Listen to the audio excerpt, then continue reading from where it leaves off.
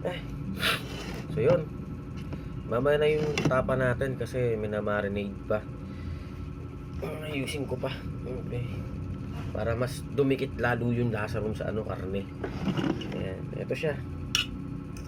Medyo hindi ko lang siya nilagay sa ref. So ngayon, ito muna kainin natin. Kain tayo ng mga ano, all time favorite ng mga batang 90s. Ito lang yan. Taran!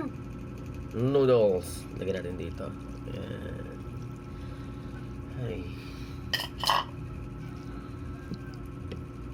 Siyempre hindi kumpleto kain ko niyan pagka walang ganito. Yeah.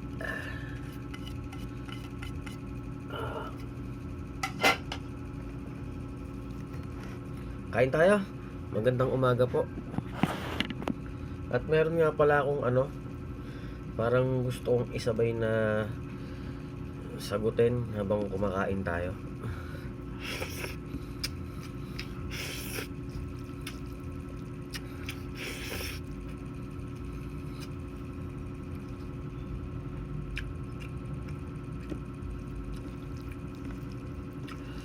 Ano nga ba asa ba siya ko? Ano nga daw ba ang sukatan ko? Para malaman ko kung mahal ako ng partner ko. Sukatan ko, ako personal na opinion ko to, pero ewan ko sa iba. Sa akin kasi ang sukatan ko,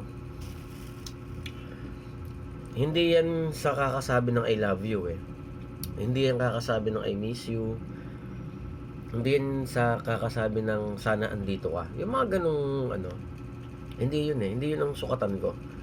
Ang sukatan ko, kung paano ko nalalaman na mahal ako ng partner ko, is kahit araw-araw kami mag-away, o kahit anong away ang pagdaanan namin dalawa, by the end of the day, naayos namin pareho kasi mas pinipili namin yung ano, relasyon namin dalawa. Ganun lang. So kaya hindi muna ako a-appeal kasi sinabay ko nga yung vlog ko na yon tsaka ito. Yung pinakakarne ko ito,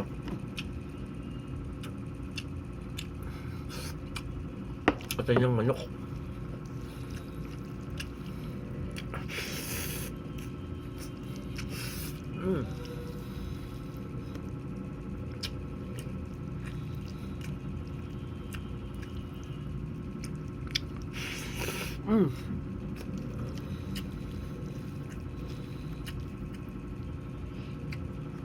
Diyan, dagdagan ko ng pampalasa kasi ano, nagtabangan ako bigla.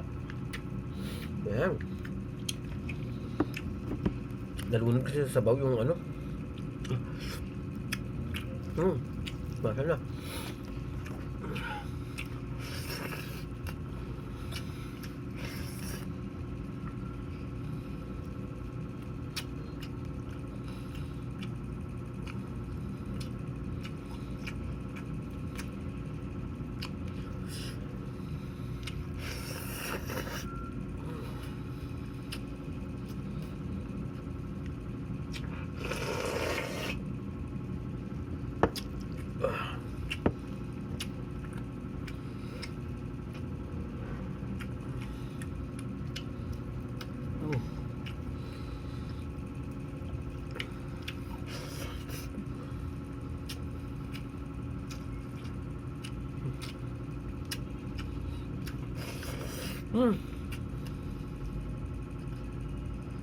Kain tayo.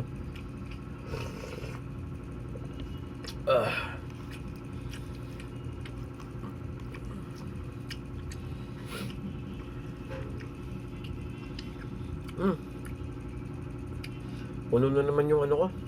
Ano ba yan?